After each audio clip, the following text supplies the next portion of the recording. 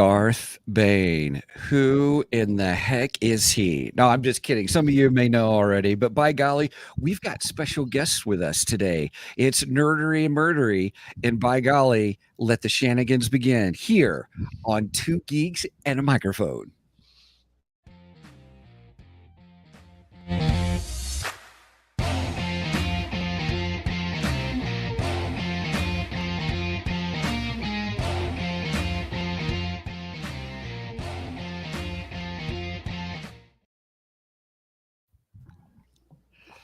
Who goes first? You go first. I go first. Wait, who goes first? Who talks first? You talk first. I talk first. Good morning, everybody. Welcome to Two Geeks and a Microphone. I am your co-host, Mr. Stephen Boster, along with the one, the only, Mr. Michael Shanks. Mike, say hey to everybody. Good morning to all you geeks out there in Geekdom land. Sorry, I was late on the uptake there. I was excited and I was geeking out to our music, and I just forgot to do our little. Well, I'll be open with you guys. I am geeking out about our guest today with the Nerdery and Murdery crossover. Mike, who do we have with us for those who may not know our good friends Nerdery and Murdery? We have the court jesters of Nerds and Merds in the house. Geoff and Zig of Nerdery and Murdery. Welcome, gentlemen. Thanks for having us. This is number 3 for us. Yeah.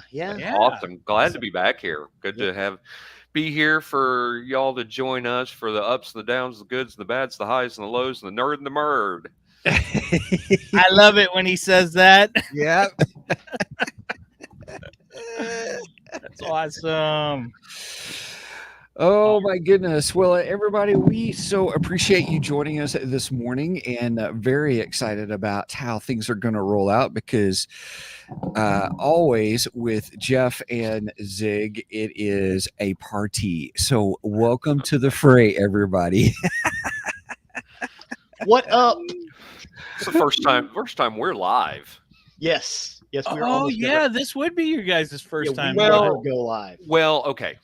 First time live on the web because we actually did a live show for number 50 where we had a live audience, which was, man, that was nerve-wracking. He was so good, though. He was so good. Oh, you guys did great. I listened to that episode. You guys did a fantastic job. There were a bunch of inside jokes that went on for 45 minutes we didn't get. Right. That's okay. All right, well, let's roll into our news real quick. I got one item for the news. Okay. Sorry, Steven, I cut you off there. Oh, it's all good. All right. I what else is new? Well, okay. Fair. That was fair. What do you mean you interrupted? Okay. I'm messing with you. Get it. Everybody, I'm honorary this morning because I'm going on like a little sleep. So, woohoo! Welcome to caffeine. And okay. I'm trying to be patient. Anyway, so I wasn't going to have any news, but unfortunately, we had a iconic actor who just passed away. So I wanted to share this. I did share it on Facebook, but I wanted to share it on the air. So Richard Mole, who is better known as Bull Shannon from Night Court. Night Court was one of my all-time favorite television shows growing up. I loved that show. And Bull was such a funny character. He was great, staple to the show. Amazing. And he passed away on October 26th. That would have been Thursday, I believe. Yeah. 80 Bull, years old. Yep. He was 80 years old. Wow. 80. Bull was also the voice of Two-Face on the Batman animated series. And I had actually forgot about that till my brother-in-law reminded me on Facebook. So thank you, Roger, for that reminder. And yes, he was fantastic as Two-Face. So we lost another Batman animated actor, and that just makes me sad. So I wanted to share that. That's all I got for the. Don't forget, he was also the bad guy in Dragon Slayer. He was the bad guy in a lot of things. He was. He was a bad guy in Buck Rogers. Oh yeah. Was he really? Yep. One episode. Oh my gosh. Boy, it's been so long since I watched Buck Rogers. And you guys covered Buck Rogers on your show too, didn't you? Yeah. Nice little plug for you guys. And Thank you. also, I've got my Nerdery and Murdery mug right here with me this morning. Thank you, sir. I'm not drinking out of it this morning because I'm drinking iced coffee because I find iced coffee stays colder longer than hot coffee stays hot. So it's easier to keep during the show. So, all right. Well, that's all the geeky news I have. I'm going to move on to Geekdar, if you guys are ready for that. Control with the radar, sir. What's wrong with it? I've lost the bleeps, I've lost the sweeps, and I've lost the creeps. The what? The what? And the what? You know, the bleeps, the sweeps, and the creeps. That's not all he's lost. Yeah, and we've definitely lost it today since we've got extras with us.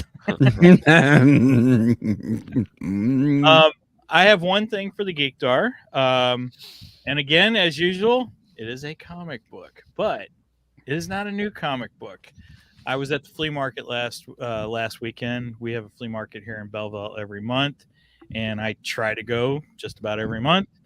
And I look for generally Star Wars action figures is what I'm mostly looking for, but I sometimes peruse comic books, and I just found this amazing cover that I had to buy, and it is the Incredible Hulk.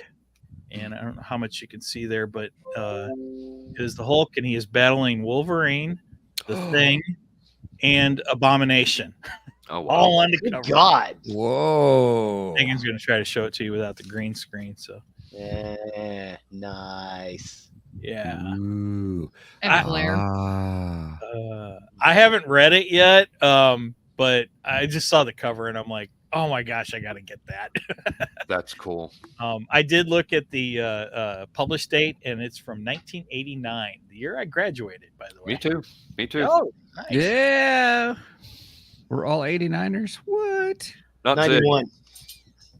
Zig's the young one in the house. He's the youngster. We're all the old guys. Yeah, he and I actually met in high school when I almost beat him up. That's right. And then we met again like 5 years later.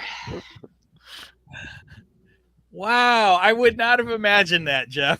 Yeah, it was funny, and it was just being young and stupid. And then we met years later at a party, and best friends ever since. So get this. Awesome. He's telling the story about going, because he was from a different high school, going around my high school, running into people. And I'm in the kitchen of our friend's house, and I dropped what I was working on. I think I was making coffee or something, turned around and went, "That was you!" That's hilarious. Everybody died. Awesome. Nice. So we got a little inside info about Nerdery and Murdery. I Yep. like it. Yep. That's awesome. That's awesome. Well, Stephen and I have known each other since we were in high school too, and we actually met through church. Yep. Yeah, I guess it was the fall of '87. Yeah, that sounds about right. Yeah. Yeah. And your dad was one of the ministers at First Baptist Church of O'Fallon. Yep. And yeah, we met, and we've been great friends ever since. Awesome. Yeah. Yeah. This guy with spiked hair, long hair, almost the 80s mullet, comes up to me in a striper t-shirt, and I was like, he was like, "Hey, let's go do something." I'm like, "Okay, cool." Yeah, I think I was new at driving back then. I think we kind of got lost and ended up in East St. Louis, which is not a great place to end At up. night. So we've had some goofy adventures. But yeah, so two of us have been friends since high school also. So that's cool news. Very cool. Anyone else got anything to share for the Geekdar? I finally finished Andor. Okay. Nice. All right. That was hard to get through. All right. That was hard to get through, and then followed that up with Miss Marvel, which was decent, not bad. I have not seen Miss Marvel. Angie loved it though, right? Didn't? Yes, Angie. Well, she kind of had this love-hate relationship with it, but I think overall she really liked it. Yeah, with the Marvels movie coming up, I wanted to watch that, so Gotcha. we got through that. They And like I said, it was okay. they center some of the story in the partition of India, which is something that nobody ever talks about. I think they even did a Doctor Who episode about that a couple of years ago too. Oh, Ooh. A little forgotten piece of history that affected millions of people, and we just so it was cool. right. Huh, interesting. Okay, I did not know that. All right. So if no one has any other geekdar, I guess we'll move on to the main event.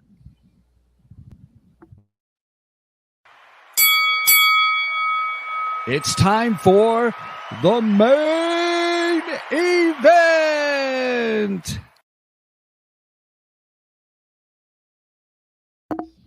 All right. Well, first off, real quick, I want to give a shout out to Sage Page Omega. Sage is watching through over on Twitch. Sage, good to see you. I love Awesome. it. He Sages in the says, house. great guy. He says, geeks and nerds in one room. As a dweeb, I approve this. We love Sage. He's got his own Twitch channel. He is a gaming streamer. So if you like to play games and such, go check out Sage's page on Twitch. And he's quite talented too. Yes.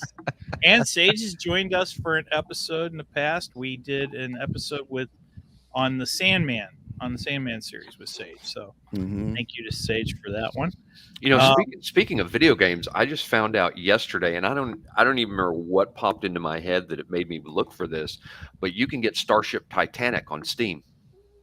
Starship Titanic. Yes. Oh yeah, the Douglas Adams. Yes, the Douglas Adams video game. Unwinnable video game. Wow. Huh? Cool. So I may have to buy that and play it. There you go. Cool. Since I never finished it. I don't think anybody did. I think it's like the guide game. You get a T-shirt of how far you went. Yeah, it's hard. Nice. I'm sure John Douglas Cleese is Adams the narrator. is involved. It's going to be hard. Yeah. Is the answer 42? Sometimes 42 better be in it somewhere. I'd be super disappointed if it wasn't. All right. So today we are discussing the Dark Lord of the Sith, Darth Bane. I got some notes, but I'm hoping I don't trample on Zig's notes for his. no. I gathered some stuff from Wikipedia and some other sources. Just please go ahead. Okay. Okay. So Darth Bane is a prominent character in the Star Wars expanded universe, specifically in the Darth Bane trilogy of novels written by Drew Carpathian. I'm not sure how I pronounce his name correctly. I think you got it. Yeah. One of those is right. I actually reached out to him to have him on the show, I think a year or two ago. He did get back with me, but unfortunately, the company that he's working for had put out like a media blackout, so he wasn't allowed to do podcasts at the time. So, Oh, wow. And I just haven't reached out to him. So, anyway, he is known for establishing the rule of two, a Sith doctrine that there should only be a master and an apprentice at any given time to ensure the survival and growth of the Sith order. Bane believed that by limiting their numbers, the Sith could become more powerful through secrecy and constant pursuit of strength. Darth Bane's story begins with the Old Republic era, where he was originally a miner named Dessel. He later discovered his force sensitivity and became a Sith under the tutelage of Darth Raven and Darth Zana. I don't know if that's correct. We'll discuss that. Yeah, I don't believe so. Because I just re-listened to the book. Sorry, I should have corrected that in my notes. After becoming delusion with the chaotic Sith way of the time, Bane reformed the Sith order, which ultimately tied to the rule of two. His character and teachings have had a significant influence on the Star Wars expanded universe, including Sith Sith. You can do it. You can. Thank you for the encouragement. Philosophy seen in later films and media. However, please note that my knowledge. Oh, never mind. Sorry. Sorry. So yeah, I re-listened to Darth Bane the audiobook this week. I went back and listened to a couple podcasts and stuff. Darth Bane began as a miner on a planet called Pathros, where he and his father were both miners. They're practically slaves on the planet. Yep. And Bane was or Dezel, or as he was known there as Dez. Most people called him Dez. Dez was picked on by all the other miners, and Dez had to get really tough because of that. Well, and not only that, his father blamed him for the death of his mother in childbirth. And so, he had a hard time that way too. And his father basically named him because his father said that Dez was the bane of his existence. Yes. That's where the name Bane comes from. And later, Dez just embraces that name. When he takes on his Sith name, he just embraces the Bane title and becomes, well, at that point he becomes Sith Lord Bane, because they weren't using the Darth titles at the time. So, but yeah, so he starts out on the mining planet of Pathros. From there, he gets into some trouble with the Old Republic and has to go on the run. He joins a military, and he starts learning all these military strategic, skills, and he just becomes more, knowledgeable, powerful, and so on and so forth through that. And then he is picked up by a Sith Lord at that point, and he is taken into the Sith Academy On Korriban. On Korriban, exactly. Yes, Geoff did his homework. Oh yeah. Good job. I haven't read the book. I mean, I re-listened to it, last week, but I haven't read the book in years. I do have a copy of the original Darth Bane book, and notice it cool. does not have the Legends banner on it. Yep. Yeah. Well, the Korriban scenes are some of my favorite. I loved in the Old Republic online role-playing game that you got to go to Korriban. Oh, that's so cool. For missions, which was awesome.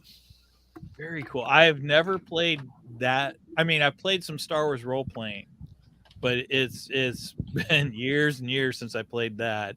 And we only played a few campaigns. We didn't play too much. We played mainly a smuggler campaign, which was really good because it was kind of based on Han Solo and so on and so forth. But yeah, that'd be really cool to go to Korriban. I'd love that. Yeah, it was neat. Very cool. Well, I do have my original Darth Bane. Unfortunately, I can't find the other two books because there's 3 books in the series, and I can't find the other 2. So they recently have reissued the Darth Bane series, and they put them in the Essential Legends collection. See, here I am doing Geekdar still. And this is the cover of the first one. Awesome. Path of Destruction. Really nice cover. They did a good job of this. Yeah. And then the second one is Dynasty of Evil. And that's where Darth Zana comes in. Zana, however we pronounce her name. And then the final one is Rule of 2. And that's the cover of that one. So wait. I have a question. Okay. Yes. So this is purely not Star Wars. This is publishing. So let me see if I get this right. Oh, wait. I'm sorry. I did do them out of order. That was book 2, and then book 3 was Dynasty of Evil. Okay. Yeah. So originally it was all canon, and then it was Legends, but now it's Select Legends. It's going to be canon again, isn't it? Well, that's what they lead up to. Okay. Now, as if far Dave as Filoni has anything to say about it, I agree. Well, technically, Darth Bane is still canon. I mean, the character is canon. Yes. because the character was featured in the Clone Wars because Yoda.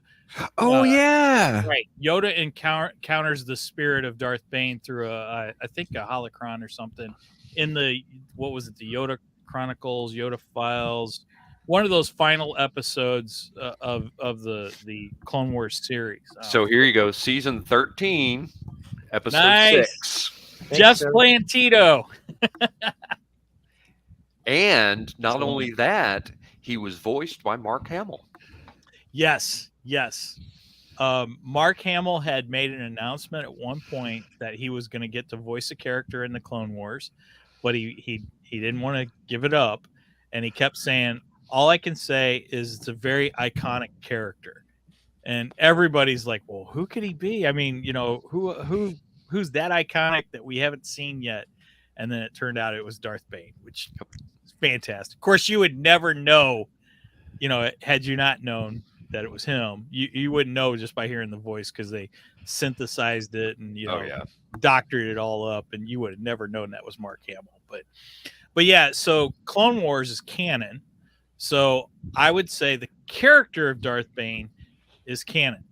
The stories, however, I think are still considered quote unquote legends. So, Sorry, I said season 13. It was season 6, episode 13. I had that backwards. That's fine.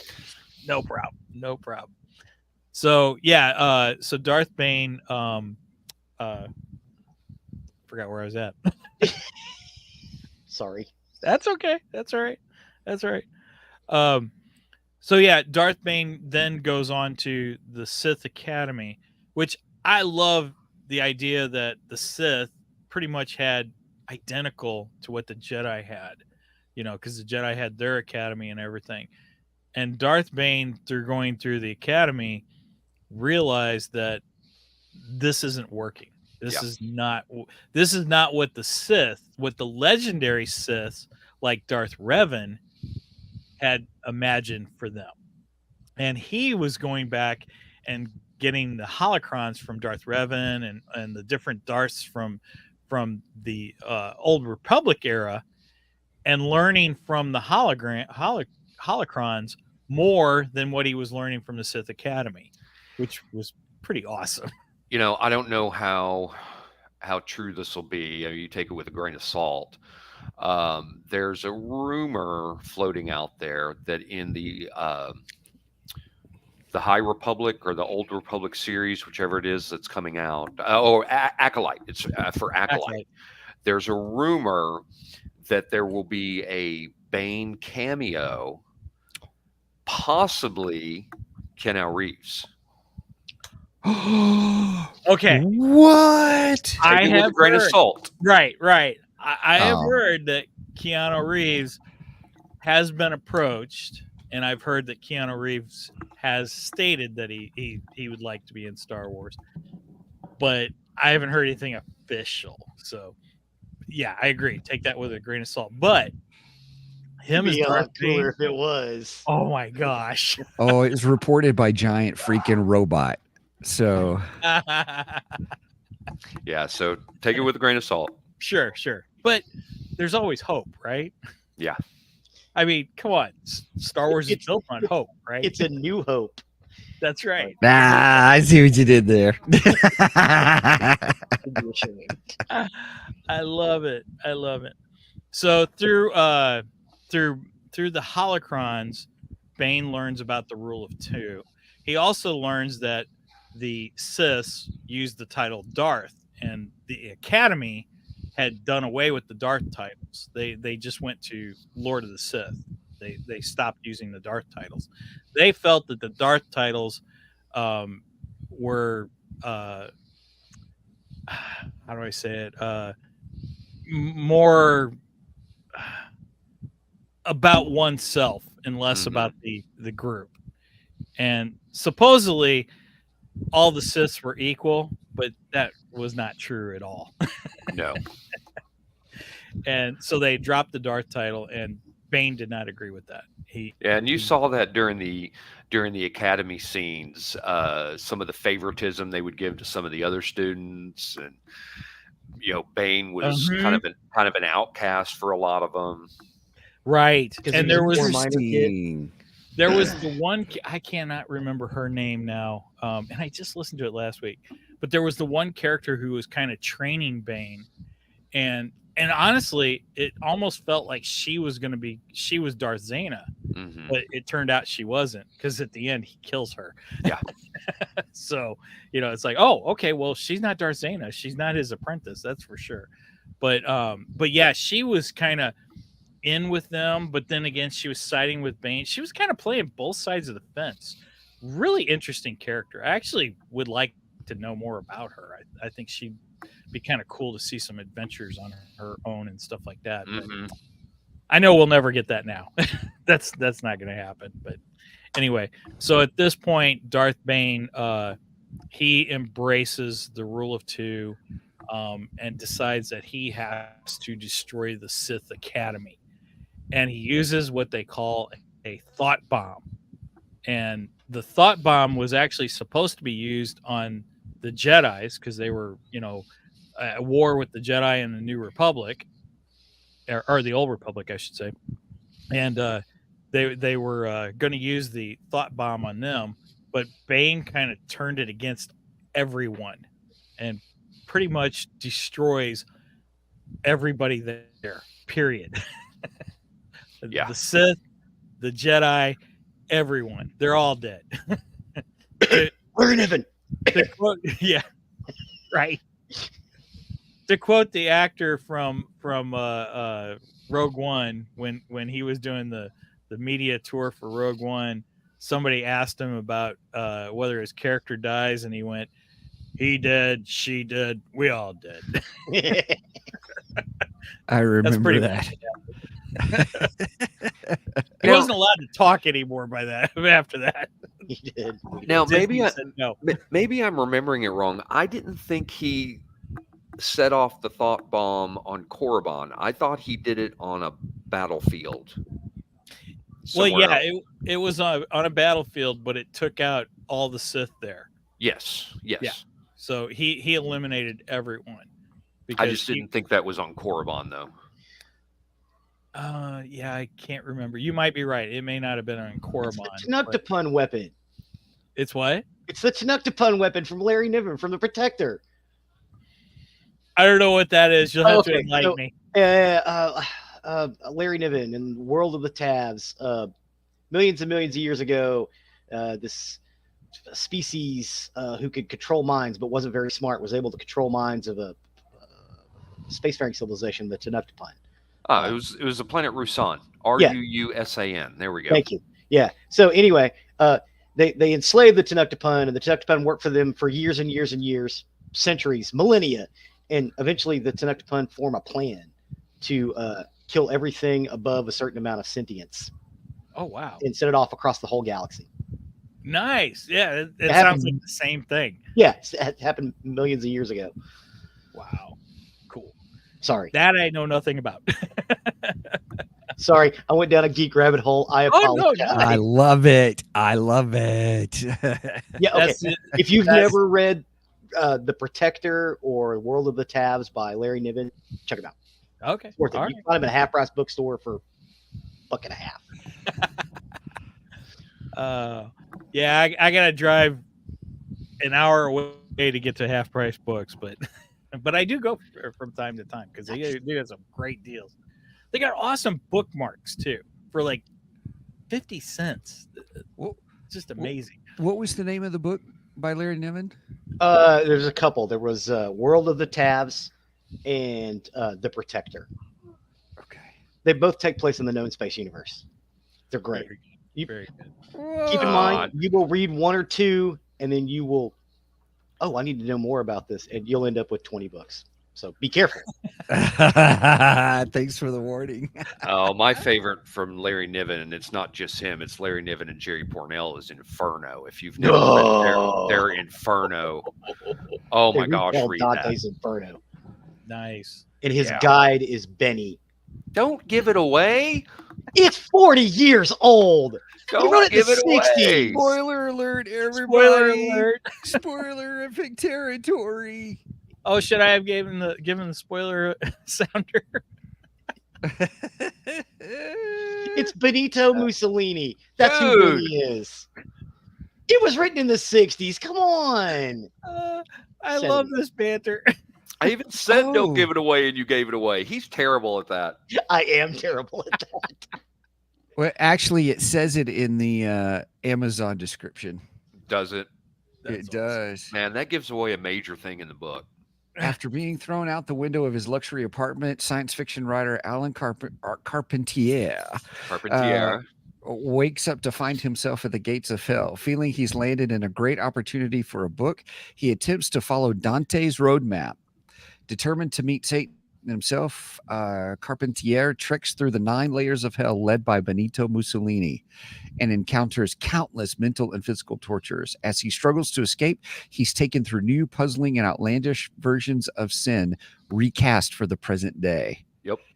Acclaimed writer pair Larry Niven and Jerry Pournelle offer a new twist on Dante's classic tale Inferno. Yep. It's a How great come book. nobody's bought this for a movie? So we were actually just talking about this in one of the last episodes we recorded. There's 2. There's Inferno, which is based off the video game, Oh, okay. which is not the same, but one that I just watched just this week, that you have to watch with subtitles because it's in Korean, It's Korean. is Along with the Gods.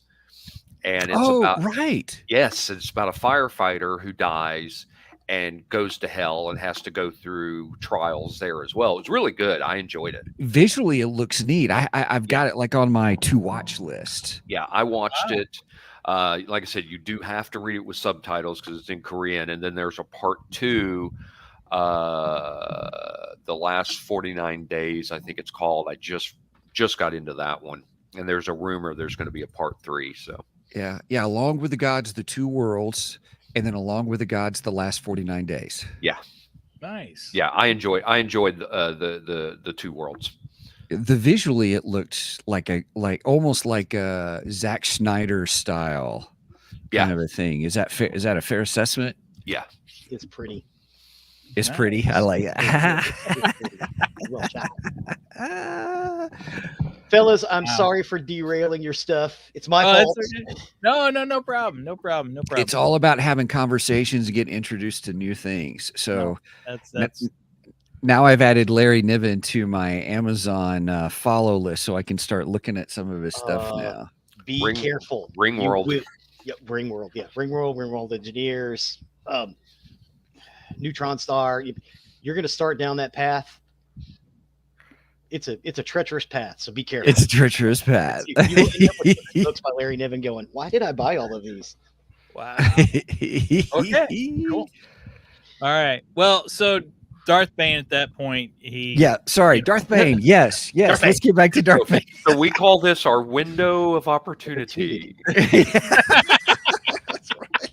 I like that. That's great. I'm going to derail it once again. Zig and I gamed RPGs for years and years, and we would have 4, 5, 6 hour gaming sessions. On a Sunday night, and during that time, it would always devolve into different conversations about different things. And then whenever somebody was like, okay, we need to get back to the game, it's like, okay, here's your window of opportunity. All right. Well, I'm going to take the window of opportunity and swing back to Darth Bane, and grab Darth Bane so we can get to Jeff's side of the house. Anyway, so at this point, Darth Bane has pretty much destroyed the entire Sith academy. There is no longer academy, and he is embracing Darth Revan's rule of 2, which is what we experienced during the Star Wars trilogy, or trilogies right now. Of course, I think it could be argued whether Palpatine really follows the rule of 2, because he always seems to have Sith apprentices, just kind of roaming around everywhere. So That's he just has, good. he has one in reserve. right. That's right. That's just good leadership, strategic planning management. Just because he sends them out, so just in case they get killed, I got another one. Here we Got go. another one. Yeah, he but wasn't see any good. He died. I gotta get another. Right. Right. That is true. Anyway, so yeah, that's where the rule of two comes into play, and then we'll get more into the Xana side of the story, because that's Darth Bane's apprentice. We'll get more onto that on you guys' episode. So, anything else you guys want to add to Darth Bane? One of the things that I found was really cool about Darth Bane was his Orbalisk armor. Oh yeah, I forgot to even mention that. Yeah, the living armor of the parasitic beetles that just attach to him. And Dune. Sorry. do what? Dune, Well, except Dune, but better. Yes, exactly. These caused him better. much more better. Much Cheers. more better. There Cheers. we go. Hey, we got it in. Right on. But it caused him constant, excruciating pain, Yes. which fueled his anger in the dark side. Huh, interesting. I remember when I first read the novel way back when it came out, I didn't know how I felt about the whole, living armor thing. I wasn't sure I really liked it, but re-listening to it last week, and I think maybe listening to it helped. And just the way it's described through the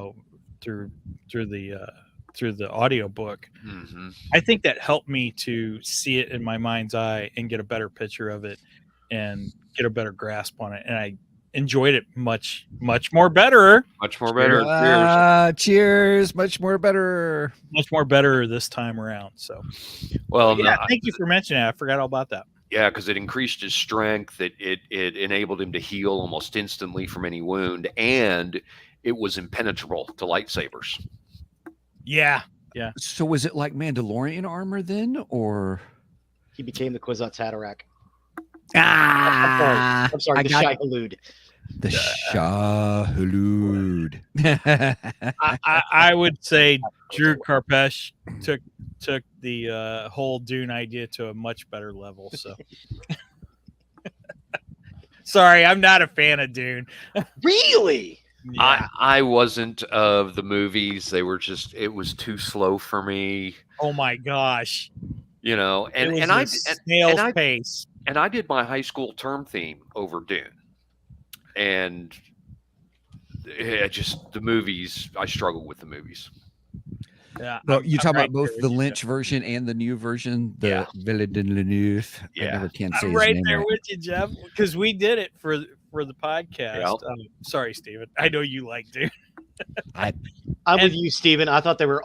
I like the Lynch version. I like the new version. I like the one that Sci-Fi Channel did. Isn't it nice that they're on that side and Yeah. they liked it, and we're on this side? How did you notice that? Hey, we planned this. That's right.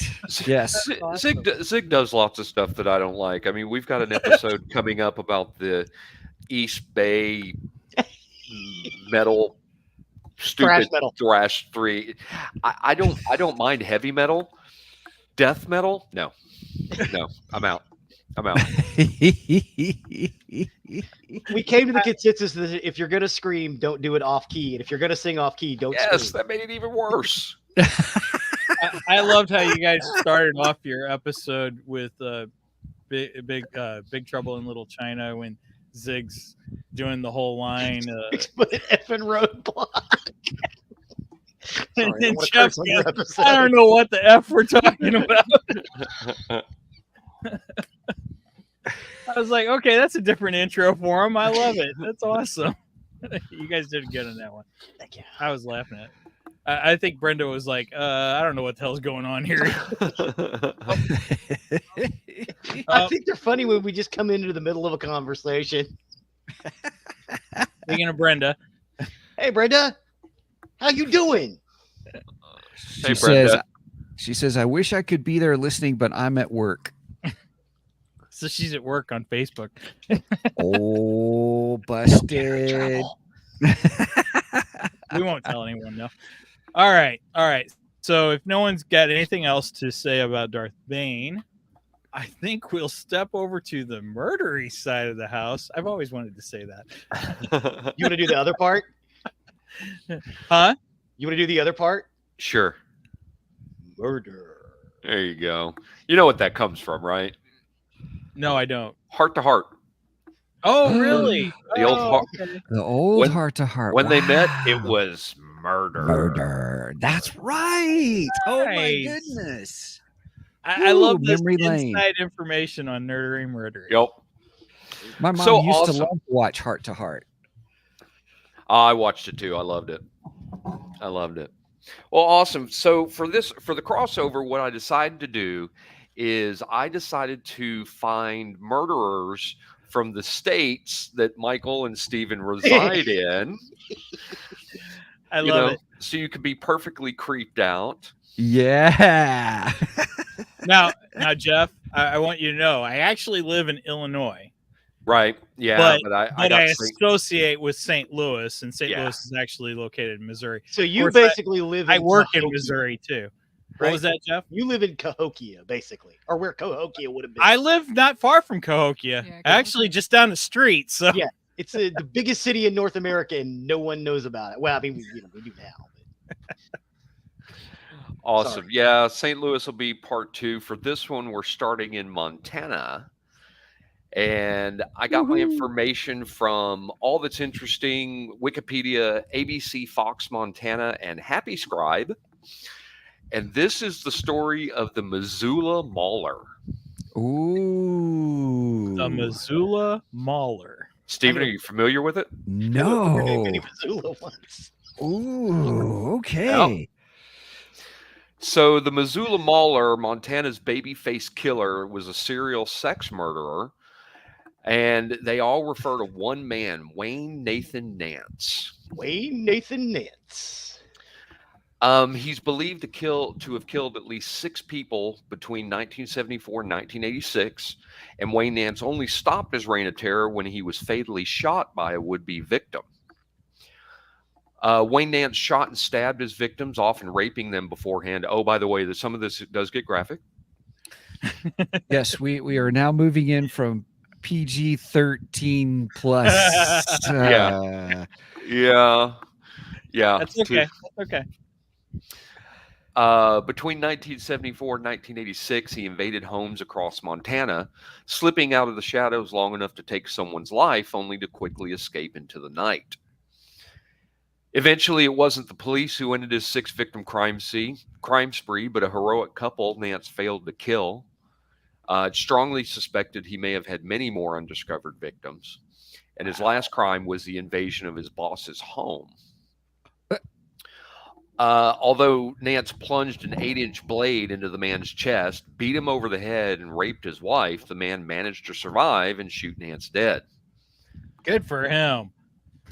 It was only then, after taking a sample of Wayne Nance's DNA, that police realized this was the previously unidentified Missoula Mauler they had been chasing all along. Before his death and discovery of his crime, some of his murders were tentatively ascribed to David Meerhofer, who was a native Montanan and military veteran. Meerhofer confessed to 4 murders and then killed himself in custody in 1974, but authorities believed he may have committed additional crimes. Wayne Nance was born on October 18th, 1955 in Clinton, Montana, to George Edwin Nance, who was a long-haul truck driver, and Charlene May Nance, who was a waitress. Nance lived in a motorhome outside of Milltown, Montana, which is east of Missoula, and was described by teachers and classmates as an academically gifted yet eccentric individual who was also a juvenile delinquent. Friends claim that during his adolescence, Nance frequently boasted of worshiping the devil and even used a hot coat hanger to brand himself in satanic symbols. Yeah. Ow. Yeah. Ouch. I know, right? You know, there's something called a tattoo artist. Yeah. Yeah. You got to wear that forever. Might as well get somebody who's good at it. Right. Right. Now, this is a little rough. One winter morning, Wayne wandered through his trailer park to the community incinerator where everyone burned their trash. Near the incinerator was a box with a litter of kittens that someone left behind. Wayne tipped the box into the incinerator and turned it on, listening to the kittens screamed as they burned to death. Oh, animal mutilation. Animal mutilation. Yeah, There he you was go. a psycho right there. Yep.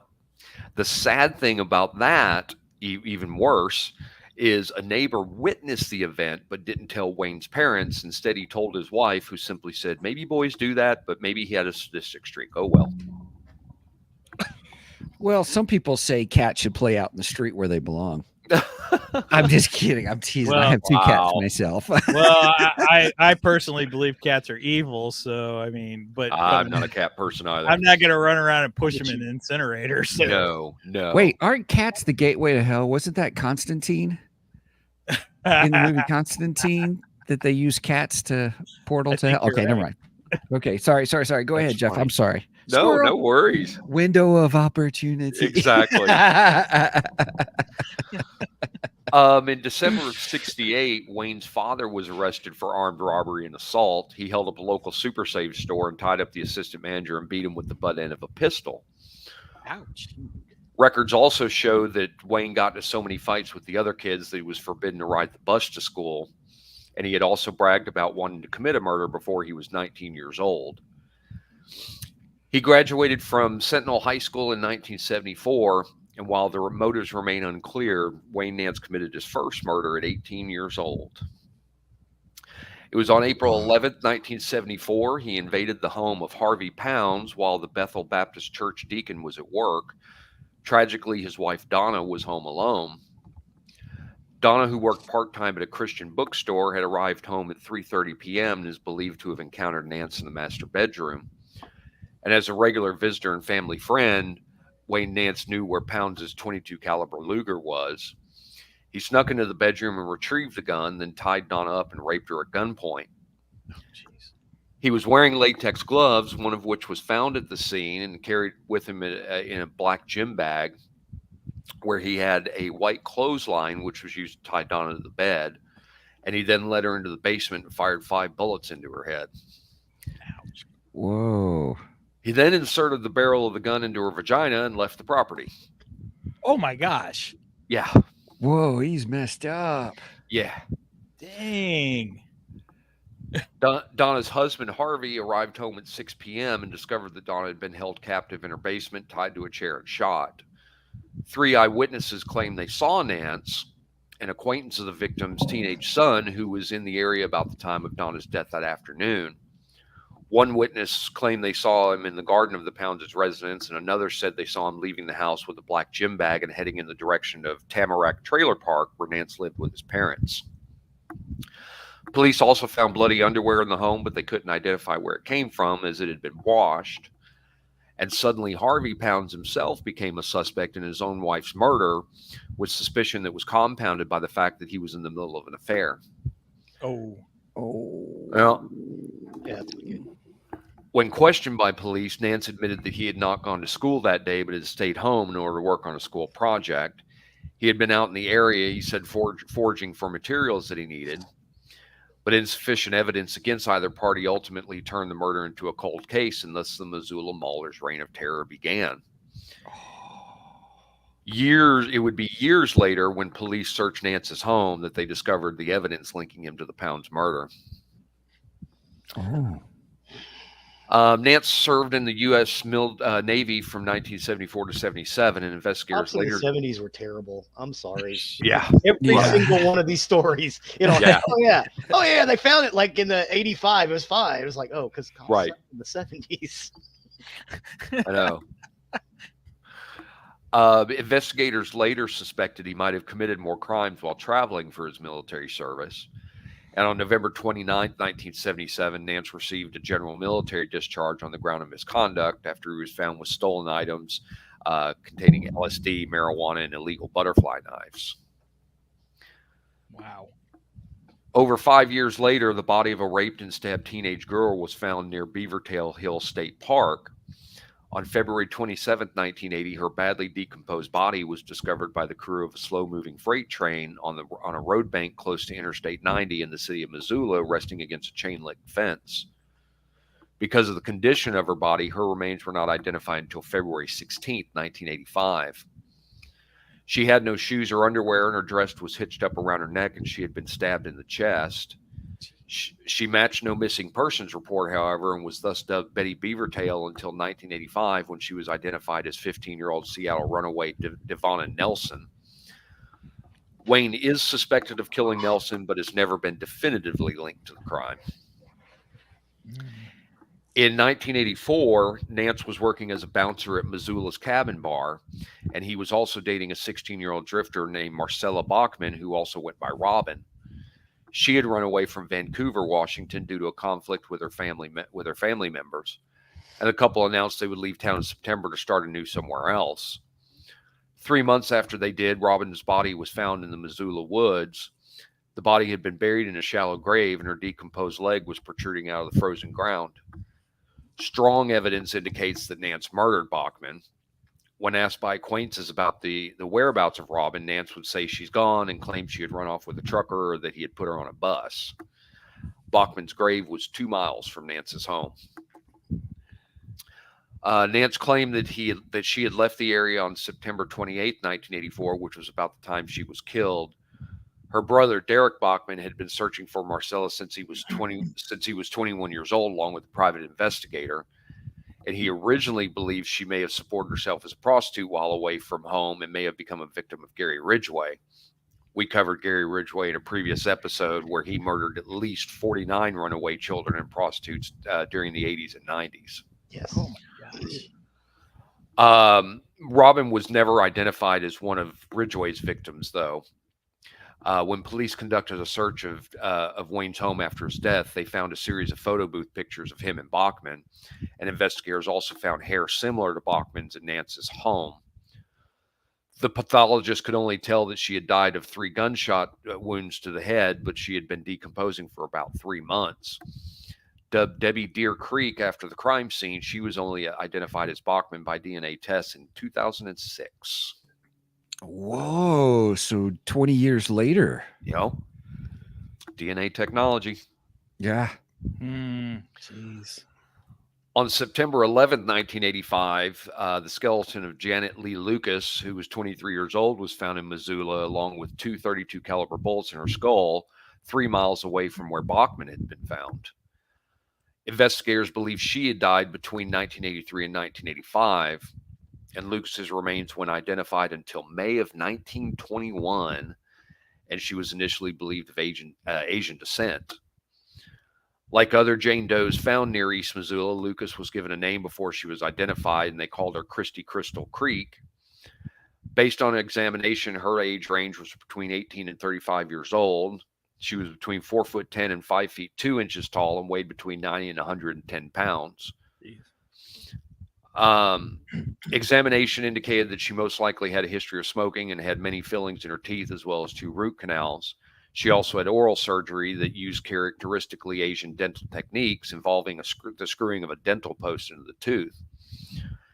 After genetic genealogy research was conducted after a successful DNA extraction, it was learned that Lucas originated from Spokane, Washington, having disappeared from Sandpoint, Idaho during the summer of 1983. But it's unknown when or why she came to Montana. Again, Nance has never been definitively linked to this murder, but he's the only suspect. On December 12th, Nance returned to his home invasions. Mike and Teresa Shook had just eaten dinner with their 3 small children when Nance banged on the door. Nance, armed with a gun, walked in the household at 9 p.m. and introduced himself as Conan the Barbarian. He demanded their money and fired off a shot, which hit Teresa in the leg. A post-mortem examination revealed that Nance tried to dig the bullet out of her leg. This led to the belief that Nance had not intended to hit Teresa and was aiming instead to fire a warning shot.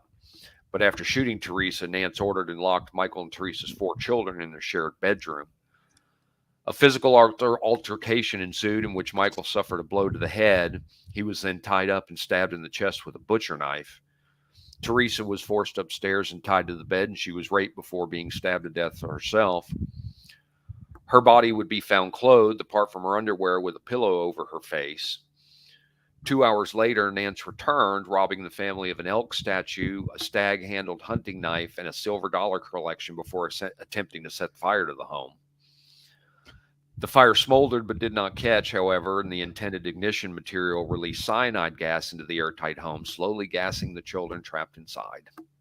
Oh. The children did survive, however, after they were rescued by neighbors. And items stolen from the Shook residence were later found in Nance's home, and it was also determined that Nance had delivered a new couch to Mike and Teresa Shook at their house only days before their murders. So that's how he knew them in that case. Yep. Even though authorities found the children alive, there was no trace of Wayne Nance or anything linking him to the invasion. Nance soon had a job at Conlin's Furniture, hiding in plain sight. He was decent looking and could have drifted into obscurity if he hadn't soon returned to his violent ways. Missoula County Sheriff's Office. Wait a minute. You said Conlin's Furniture. That's where we got some of our furniture. Oh, no. Really? Wow. Yeah. Well, I mean, they've got stores all over Montana and stuff, but I'm like, huh. Obviously, there's not a good delivery screening kind of a thing. Wow. I'm not getting furniture delivered ever again. Well, this would be a good reason when you sell furniture to make sure that you meet at a neutral location and not not your home. Missoula County Sheriff's Office Detective Marta Timmons said he, like many serial killers, was very charming. When he turned on the charm, he was handsome and he wasn't bad to look at. Oh, is that thus the baby face? Yep. Okay. Yep. So he worked as a mover for Conlin's Furniture, where he was described by his employers and coworkers as an average guy. However, several female customers had complained about harassing phone calls they had begun to receive after getting a delivery from the store and singled out Nance as being the caller. He had also begun taking photos of his female colleagues. Wayne was reported for using a peephole, which he had quote found, and he had blamed on other members of the staff. And when questioned, these employees insisted it had been shown to them by Nance, not the other way around. Unfortunately for Wayne Nance, he was enamored with Chris Wells, who was the wife of his manager, Doug Wells. On September 3rd, 1986, Nance attempted to murder the husband and wife. Nance engaged Doug in a conversation while they were in the front yard of his home around midnight. Doug demanded to know what Nance was doing in the bushes outside of his property, upon which Nance told him he was passing by and had spotted someone lurking outside of his house. Nance asked if he could borrow a flashlight, and afterward Doug went with him inside. Nance then struck Doug in the head before tying up both him and Chris. Nance stabbed Doug in the chest and left him to die in the basement, and then he forced Chris into the bedroom on the second floor to rape her. But Doug, even though he was badly wounded, managed to free himself and load one bullet into a rifle he had been repairing. He staggered up to the second floor where his wife was being assaulted in their bedroom.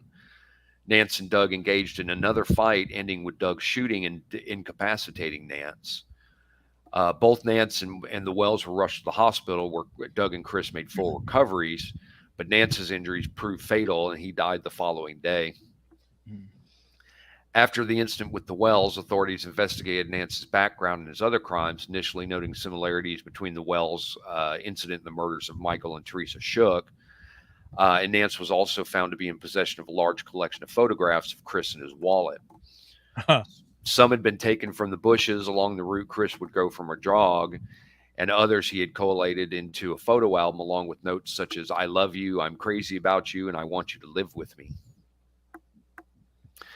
In the end, Wayne Nance's death only allowed authorities to link him to his crimes. In May 2021, modern DNA also helped identify Christy Crystal Creek as 23-year-old Janet Lee Lucas, and it remains unclear if Nance actually killed her or how many other the Missoula Mauler victimized, which we may find out through DNA. And that's the story of the Missoula Mauler. Wow. Thank you, sir. Oh, wait a minute, Steven. It's wow. Wow. Well, thank you for that. Thanks for taking that journey with me. Yep. Wow. There we go. Wow. So what I've learned about through this is always be aware of your surroundings. One, Yep. and two, good home defense. Yes. Always Three, have a good never home buy defense. your furniture from Conlin's Furniture. I'm just kidding. Okay, that's fair. Yeah, Conlin's, if you want to be a sponsor, Yeah. Hi. We'll work something out. Yeah, hopefully they're not listening to this episode. right. All right. Well, thank you for that, Geoff. That Awesome. was cool. That was cool. I mean, not yeah. Right. I never know what to say at the end of these. Right. I know how you feel. My stories are rarely happy. Right. Well, we can look at it this way: the killers got it in the end, so I mean, Yes. that's Yes. a happy thing. So Yes. it's not happy what happened to the victims or anything, but But if you see a kid, a young kid who's harming animals, report them. Oh, yes, yeah. If they don't Yeah. stop that kid, that kid's gonna become a serial killer. That's what Yeah. we've Yeah. discovered. Yes. Yeah. Yeah, it seems like in every one of your stories, the killer, he's harmed animals, Abused. he's abused. And generally wets the bed Yeah, way past the time when it should be, and that leads to Um, humiliation, and it's called the McDonald triad. Right. Yeah, I They're remember. generally petty criminals too. Hmm. Yeah. Oh. Okay. Well, I don't have much more to add to that. Wait a minute. So I'm curious. The McDonald triad. So it's a theory, or what's the? Yeah, it's a theory that all serial killers, or the majority of serial killers, have three things in common. And I'm sorry, not necessarily bedwetting. It's physical abuse, Okay. Humiliation. harming of animals, Okay. and setting fires. So the bedwetting generally comes into abuse because it'll end up being humiliation, because they end up wetting their bed well past the age of when that is considered relatively normal still. Okay. And so it will lead into humiliation and sometimes abuse there as well. So it's not a proven theory, but it's a theory that's out there. Interesting. It's a good guideline. The biggest one that we come to is, if you don't want to raise your kid to be a serial killer, Don't beat beat your kids. Right. I think that's a good rule in general. So,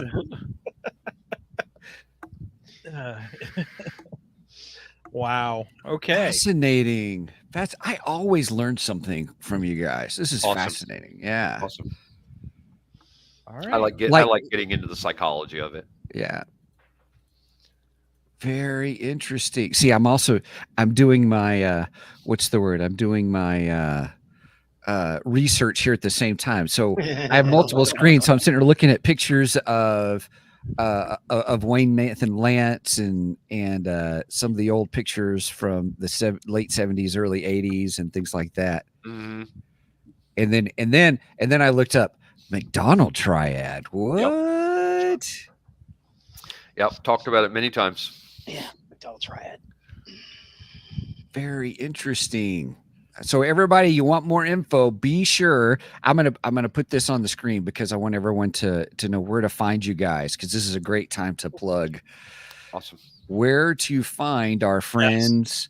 Nerdery and Murdery.com. That's the hub for our friends Geoff and Zig, and please check them out. They are a lot of fun, and you're gonna learn something new every time. Yes. It may be about circuitry for a Commodore computer, but Right. it also may Right. be about a punk rock band that you've never heard of. Right. Or even authors like Larry Niven. There we Right. go. There we go. Let's go all the way. There he is. Well, Yeah, this guy teaches us about murder. Right. Yeah, there you go. Sorry, I switched everything around when I accidentally popped out. So. No worries. It's all good. All Um, good. Yeah, Geoff and Zig have been friends of ours for I don't know what we've 2 years. A couple years now, and Couple years Mike and I started watching Cowboys games together. So Yep. Just about every Sunday we're Facebook messaging each other as the Cowboys start to play because Yep. I'm a diehard Cowboys fan. I might be late tomorrow. We're probably going to go golfing in the morning. So Nice. Understandable. Nice. Hopefully we got a win tomorrow. yeah, It all depends on which of our Cowboys show up. I know, the right? winning ones or the losing ones, because Right. each week it seems to be a different story. Yeah.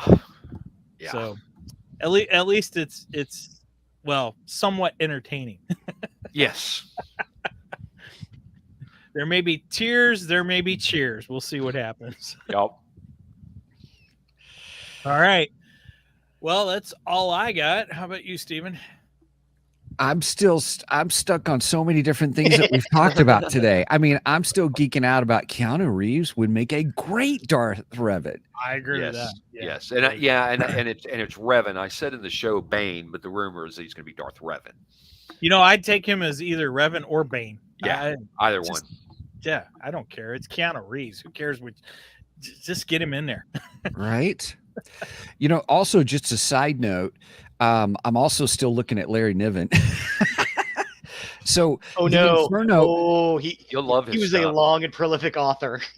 is he? So the funny thing about Dante's Inferno, most people who think of hell or talk about hell and stuff, they get their theology not from the Bible, but actually from Dante's Inferno. Yeah.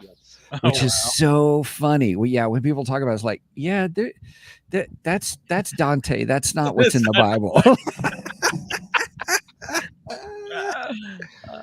Well, people pull other things for that they think is in the Bible. It's not too. So real quick though, I want to ask this question. So, of the Larry Niven books, which one should I start off with if I'm going to read one? Ringworld. Good question. Ooh, did you catch Ringworld. that? Boom, Ringworld. Yeah. Ringworld. Okay. And then after that, go with the Protector because Ringworld will make more sense once you read the Protector because you realize the Protectors are the ones that built Ringworld. But they don't say that in Ringworld. Oh, spoiler alert. I'm just kidding. 40 years, oh my God, the 60s. Jeff warned you that he spoils everything. He does. He does. This guy. That's Oh awesome. gosh, I love it. I love it. I love it. I love it. All right. Well, if you guys have not checked out Nerdery and Murdery, please make sure and go check out their show. You can find them at nerderyandmurdery.com. And Zig always has a interesting topic on the nerd side, and Geoff will always have a mesmerizing murder for you. I try. By the way, if you go back, I had to go back and look here. Episode 45 of our show was over Larry Niven.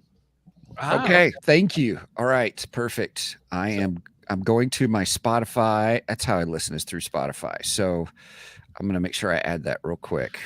Yeah, the murdery side of that one's real interesting too. That was a disappearance that's never been solved.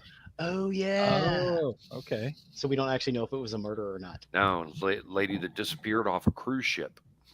Oh, wow. Okay. Very interesting story. Wow. Okay.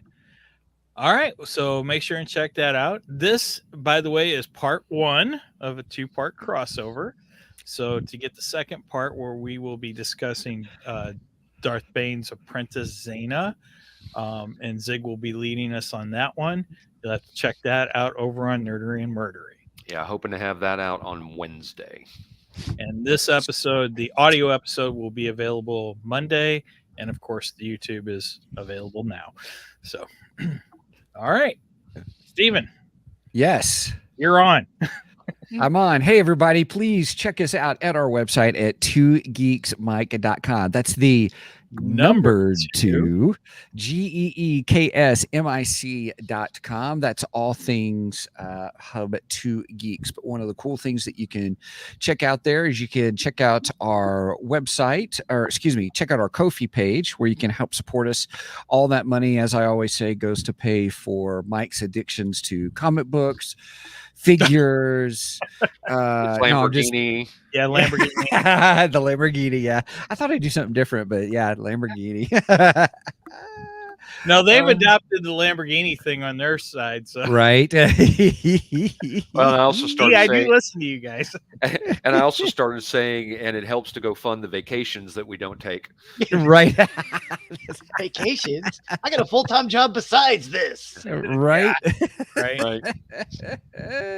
Also, you can check us out at our new website link, which is 2geeksmikemerch.com. So the number 2, GEEKSMICMERCH.com. I got my 2 Geeks hoodie on, which is super soft as well. And but also you can get there from our website, 2geeksmike.com. And pretty cool stuff. Also, everybody, make sure you check us out because we've got all kinds of new stuff coming and very excited about what lay ahead for us. And we have a new sponsorship, but I'm still affiliate sponsorship, but I'm still working on the paperwork. Oh, did we get it? No, I'm working on it. I'll get it. Well, we'll get it. We'll get it. But we're pretty excited about it. So we'll have more on that coming soon. All right. So with that said, if you've watched us this far, please make sure and like and subscribe. Go like us on Facebook. We've actually gotten a lot of extra likes on Facebook, so I appreciate all the new people on there. Give the little bell a tickle on YouTube so you know exactly when we go live. And we do go live on Saturday mornings at 9 a.m. Central Standard Time. You do the math on the rest because I don't like math. And with that said, I don't have anything else. How about you, Steven? I'm good. I'm excited. Well, part 2, everybody. Nerdery and Murdery, part 2. It's going to be awesome. Go check out part 2. And I'm looking for my outro here. Okay. Geoff and Zig, thank you so much for being on our show. We love having you guys. You're such a blast. So with that said, over and out. May the force be with you. And Zig,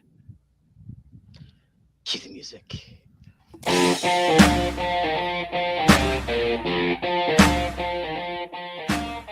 thank you for joining us today on the 2 Geeks and a Microphone podcast. Tune in next week when we will have more news and reviews. Until then, May the force be with you.